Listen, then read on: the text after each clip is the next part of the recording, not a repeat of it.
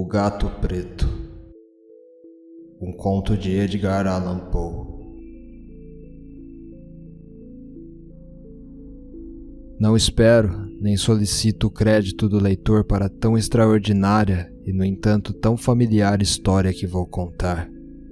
Louco seria esperá-lo, num caso cuja evidência até os meus próprios sentidos se recusam a aceitar.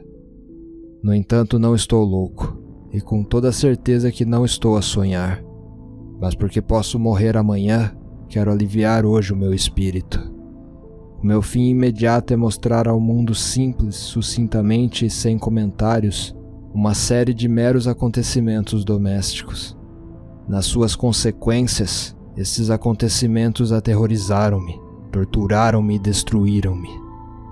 No entanto, não procurarei esclarecê-los. O sentimento que em mim despertaram foi quase exclusivamente o de terror. Há muitos outros parecerão menos terríveis do que extravagantes. Mais tarde, será possível que se encontre uma inteligência qualquer que reduza a minha fantasia a uma banalidade. Qualquer inteligência mais serena, mais lógica e muito menos excitável do que a minha encontrará tão somente nas circunstâncias que relato com terror uma sequência bastante normal de causas e efeitos.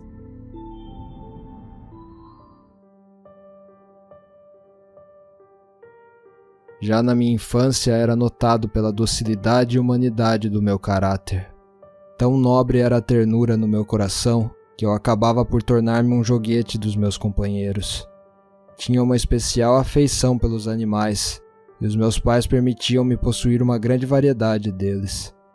Com eles passava a maior parte do meu tempo e nunca me sentia tão feliz como quando lhes dava de comer e os acariciava. Esta faceta do meu caráter acentuou-se com os anos, e quando homem, aí achava uma das minhas principais fontes de prazer. Quanto àqueles que já tiveram uma afeição por um cão fiel e sagaz, escusado será preocupar-me com explicar-lhes a natureza ou a intensidade da compensação que daí se pode tirar. No amor desinteressado de um animal, no sacrifício de si mesmo, alguma coisa há que vai direito ao coração de quem tão frequentemente pôde comprovar a amizade mesquinha e a frágil fidelidade do homem. Casei jovem e tive a felicidade de achar na minha mulher uma disposição de espírito que não era contrária à minha. Vendo o meu gosto por animais domésticos, nunca perdi a oportunidade de me proporcionar alguns exemplares das espécies mais agradáveis. Tínhamos pássaros, peixes dourados, um lindo cão, coelhos, um macaquinho e um gato. Este último era um animal notavelmente forte e belo, completamente preto e excepcionalmente esperto. Quando falávamos da sua inteligência, a minha mulher, que não era de todo impermeável à superstição, fazia frequentes alusões à crença popular que considera todos os gatos pretos como feiticeiras disfarçadas. Não quero dizer que falasse desse assunto sempre a sério, e se me refiro agora a isto não é por qualquer motivo especial, mas apenas porque me veio a ideia. Plutão, assim se chamava o gato, era o meu amigo predileto e companheiro de brincadeiras. Só eu lhe dava de comer e seguia-me por toda parte dentro de casa. Era até com dificuldade que conseguia impedir que me seguisse na rua. A nossa amizade durou assim vários anos, durante os quais o meu temperamento e o meu caráter sofreram uma alteração radical. Envergonho-me de o confessar, para pior, devido ao demônio da intemperança. De dia para dia me tornava mais taciturno, mais irritável, mais indiferente aos sentimentos dos outros.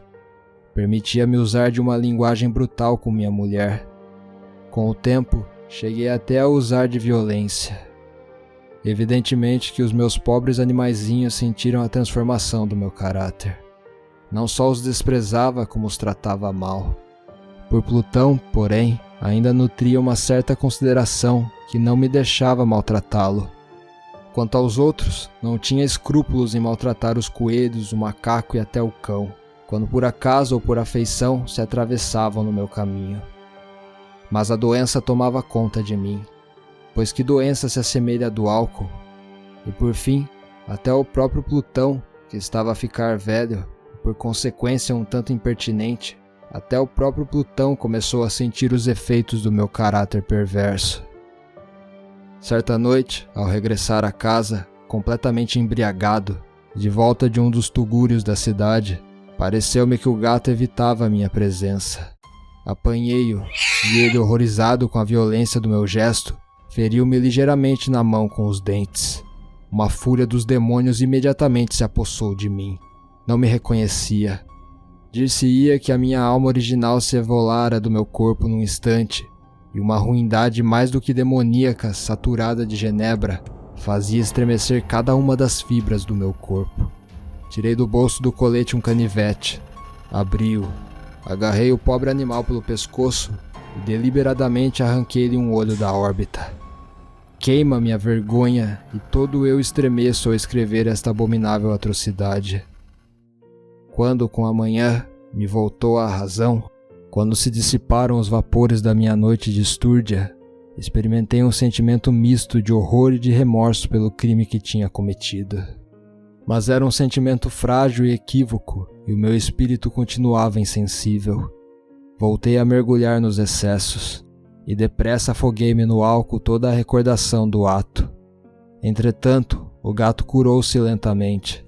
A órbita agora vazia apresentava, na verdade, um aspecto horroroso, mas o animal não aparentava qualquer sofrimento. Vagueava pela casa como de costume, mas como seria de esperar, fugia aterrorizado quando eu me aproximava. Porém, restava-me ainda o suficiente do meu velho coração para me sentir agravado por esta evidente antipatia da parte de um animal que outrora tanto gostara de mim. Em breve este sentimento deu lugar à irritação, e para minha queda final e irrevogável, o espírito da perversidade fez de seguida a sua aparição. Deste espírito não cura a filosofia. No entanto, não estou mais certo da existência da minha alma do que do fato que a perversidade é um dos impulsos primitivos do coração humano. Uma dessas indivisas faculdades primárias, ou sentimentos, que deu uma direção ao caráter do homem. Quem não se surpreendeu já uma centena de vezes cometendo uma ação nécia ou vil, pela única razão de saber que não a devia cometer? Não temos nós uma inclinação perpétua, pese ao melhor do nosso juízo, para violar aquilo que constitui a lei, só porque sabemos que o é? E digo que este espírito de perversidade surgiu para minha perda final. Foi este anseio insondável da alma por se atormentar, por oferecer violência à sua própria natureza, por fazer o mal só pelo mal, que me forçou a continuar e, finalmente, a consumar a maldade que infligia ao inofensivo animal. Certa manhã, a sangue frio, passei-lhe um nó corredio ao pescoço e enforquei-o no ramo de uma árvore. Enforquei-o com as lágrimas a saltarem-me dos olhos e com o mais amargo remorso no coração. Enforquei-o porque sabia que me tinha tido afeição e porque sabia que não me tinha dado razão para a torpeza. Enforquei-o porque sabia que ao fazê-lo estava cometendo um pecado mortal que comprometia a minha alma imortal, a ponto de a colocar, se tal fosse possível, mesmo para além do alcance da infinita misericórdia do Deus mais piedoso e mais severo. Na noite do próprio dia em que este ato cruel foi perpetrado, fui acordado do sono aos gritos de fogo. As cortinas da minha cama estavam em chamas, toda a casa era um braseiro. Foi com grande dificuldade que minha mulher, uma criada e eu conseguimos escapar do incêndio. A destruição foi completa. Todos os meus bens materiais foram destruídos, e daí em diante mergulhei no desespero. Sou superior à fraqueza de procurar estabelecer uma sequência de causa e efeito entre a atrocidade e o desastre. Limito-me, porém, a narrar uma cadeia de acontecimentos. Não quero deixar nenhum elo sequer incompleto. Nos dias que se sucederam ao incêndio, visitei as ruínas. As paredes, à exceção de uma, tinham abatido por completo. Essa exceção era constituída por um tabique interior, não muito espesso, que estava sensivelmente a meio da casa, e de encontro ao qual antes ficava a cabeceira da minha cama. O reboco resistira em grande parte à ação do fogo, fato que atribuo a ter sido pouco antes restaurado. Próximo desta parede juntara-se uma densa multidão, e muitas pessoas pareciam estar a examinar certa zona em particular, com minúcia e grande atenção. A minha curiosidade foi despertada pelas palavras estranho, singular e outras expressões semelhantes. Aproximei-me e vi, como se fora gravado em baixo relevo, sobre a superfície branca, a figura de um gato gigantesco. A imagem estava desenhada com uma precisão realmente espantosa. Em volta do pescoço do animal estava uma corda. Mal vi a aparição, pois nem podia pensar que de outra coisa se tratasse. O meu assombro e o meu terror foram imensos. Por fim, a reflexão veio em meu auxílio. Lembrei-me que o gato fora enforcado num jardim junto à casa. Após o alarme de incêndio, o dito jardim fora imediatamente invadido pela multidão e por alguém que deve ter cortado a corda do gato e o deve ter lançado para dentro do meu quarto por uma janela aberta. Isto deve ter sido feito, provavelmente, com a intenção de me acordar. A queda das outras paredes tinha comprimido a vítima da minha crueldade na substância do reboco recentemente aplicado e cuja cal, combinada com as chamas e o amoníaco do cadáver, tinha produzido a imagem tal como eu a via. Tendo assim satisfeito prontamente a minha razão, que não totalmente a minha consciência, sobre o fato extraordinário atrás descrito, não deixou este, no entanto, de causar profunda impressão na minha imaginação. Durante meses não consegui libertar-me do fantasma do gato, e durante este período voltou-me ao espírito uma espécie de sentimento que parecia remorso, mas que o não era. Cheguei ao ponto de lamentar a perda do animal e a procurar à minha volta, nos sórdidos tugúrios que agora frequentava com assiduidade, um outro animal da mesma espécie bastante parecido que preenchesse o seu lugar.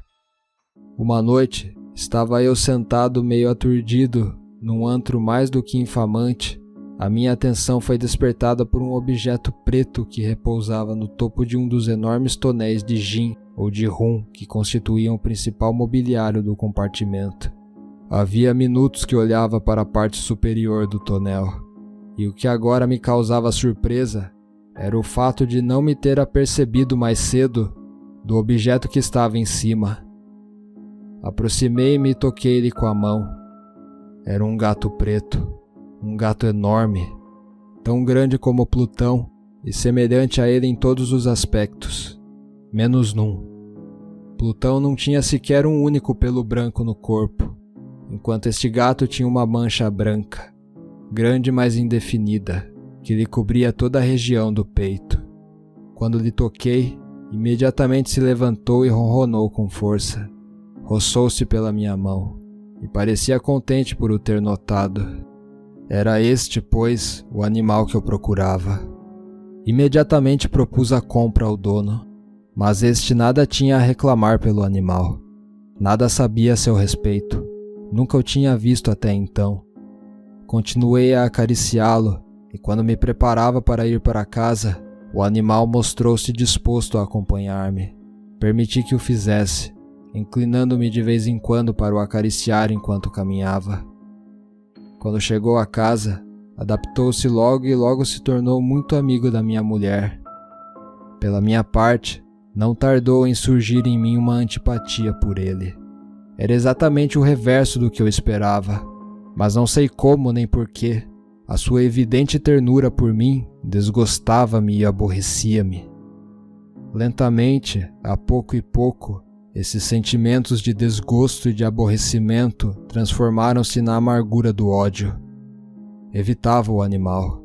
Um certo sentimento de vergonha e a lembrança do meu anterior ato de crueldade impediram-me de o maltratar fisicamente.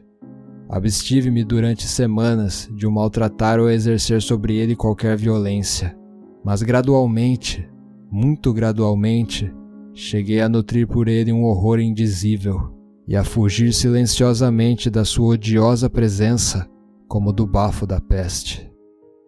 O que aumentou, sem dúvida, o meu ódio pelo animal foi descobrir, na manhã do dia seguinte a tê-lo trazido para casa, que tal como Plutão, tinha também sido privado de um dos seus olhos.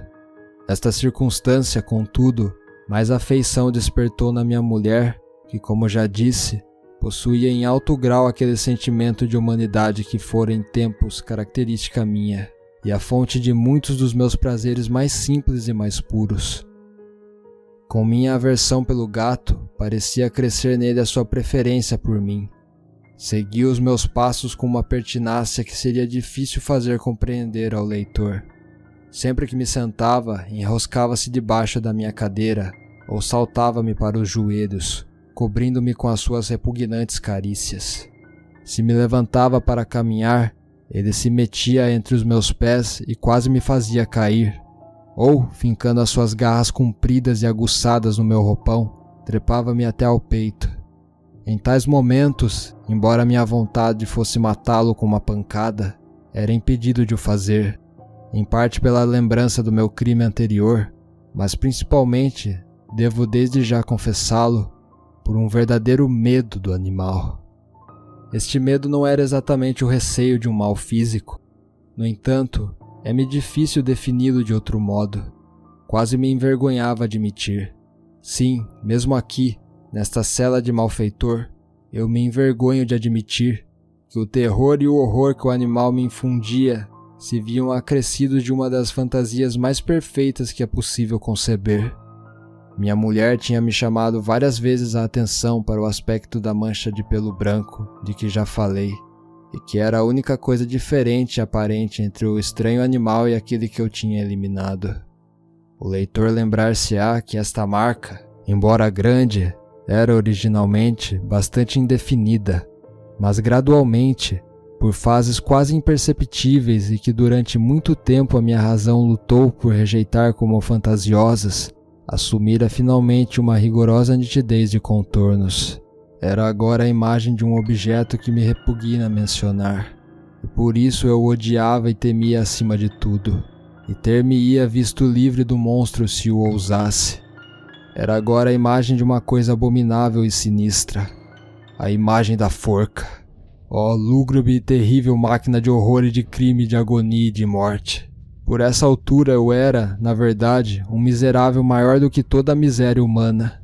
De um bruto animal, cujo semelhante eu destruíra com desprezo. Um bruto animal a comandar-me, a mim, um homem, feito à imagem do Altíssimo. Ó desventura insuportável! Ah, nem de dia nem de noite, nunca, nunca mais conheci a bênção do repouso. Durante o dia o animal não me deixava um só momento. De noite, a cada hora, quando eu despertava dos meus sonhos cheios de indefinível angústia, era para sentir o bafo quente daquela coisa sobre o meu rosto e o seu peso enorme, encarnação de um pesadelo que eu não tinha forças para afastar, pesando-me eternamente sobre o coração. Sob a pressão de tormentos como estes, os fracos resquícios do bem que havia em mim desapareceram. Só os pensamentos pecaminosos me eram familiares, os mais sombrios e os mais infames dos pensamentos. A tristeza do meu temperamento aumentou até se tornar em ódio a tudo e à humanidade inteira. Entretanto, a minha dedicada mulher era a vítima mais usual e paciente das súbitas, frequentes e incontroláveis explosões de fúria, a que então me abandonava cegamente. Um dia acompanhou-me por qualquer afazer doméstico à cave do velho edifício, onde a nossa pobreza nos forçava a habitar. O gato seguiu-me nas escadas íngremes e quase me derrubou, o que me exasperou até a loucura. Apoderei-me de um machado, e desvanecendo-me na minha fúria o receio infantil que até então tinha detido a minha mão, desferi um golpe sobre o animal, que seria fatal se eu tivesse atingido como eu queria, mas o golpe foi sustido diabolicamente pela mão da minha mulher. Enraivecido pela sua intromissão, liberei o machado de sua mão e enterrei-o em seu crânio. Caiu morta, ali mesmo, sem um queixume. Consumado este horrível crime, entreguei-me de seguida, com toda a determinação, à tarefa de esconder o corpo. Sabia que não o podia retirar de casa, quer de dia, quer de noite, sem correr o risco de ser visto pelos vizinhos. Muitos projetos se atropelaram no meu cérebro. Em dado momento, cheguei a pensar em cortar o corpo em pequenos pedaços e destruí-los um a um pelo fogo. Noutro, decidi abrir uma cova no chão da cave. Depois pensei deitá-lo ao poço do jardim, ou metê-lo numa caixa, como qualquer vulgar mercadoria, e arranjar um carregador para o tirar de casa. Por fim, detive-me sobre o que considerei a melhor solução de todas.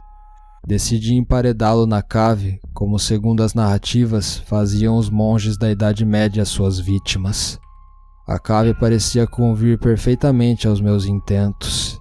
As paredes não tinham sido feitas com os acabamentos do costume, e recentemente tinham sido todas rebocadas com uma argamassa grossa que a umidade ambiente não deixara endurecer. Além do mais, numa das paredes havia uma saliência causada por uma chaminé falsa ou por uma lareira que tinha sido entaipada para se assemelhar ao resto da cave.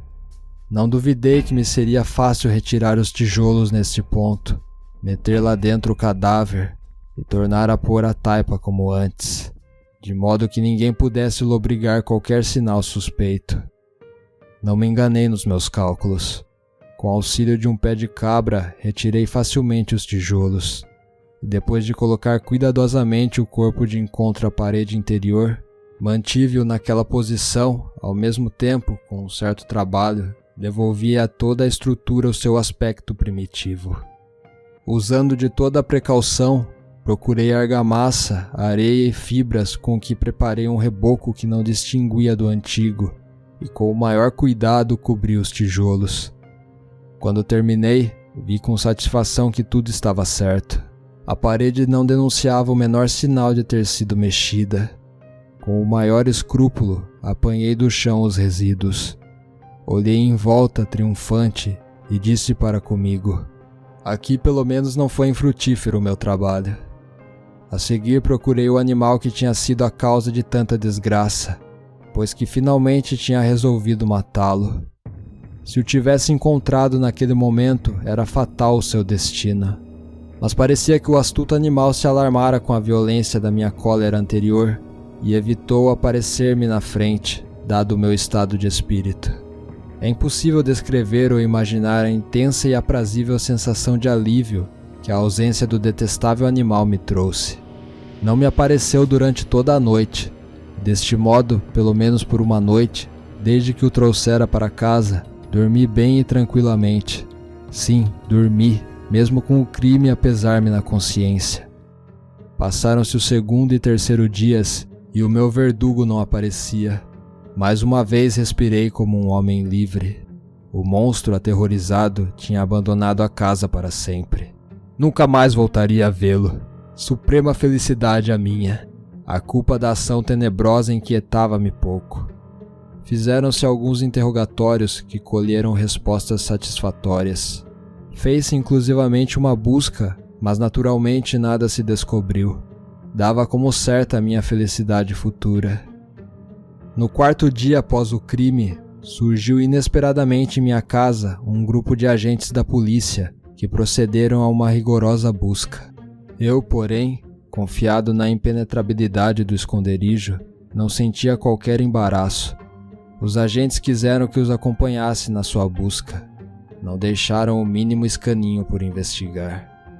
Por fim, pela terceira ou quarta vez, desceram a cave. Nenhum músculo me tremeu. O meu coração batia calmamente como o coração de quem vive na inocência. Percorri a cave de ponta a ponta. De braços cruzados no peito, andava descontraído de um lado para o outro. Os agentes estavam completamente satisfeitos e prontos para partir. O júbilo do meu coração era demasiado intenso para que o pudesse suster. Ansiava por dizer pelo menos uma palavra à guisa de triunfo e para tornar duplamente evidente a sua convicção da minha inocência. Senhores, disse por fim, quando iam a subir os degraus, estou satisfeito por ter dissipado as vossas suspeitas.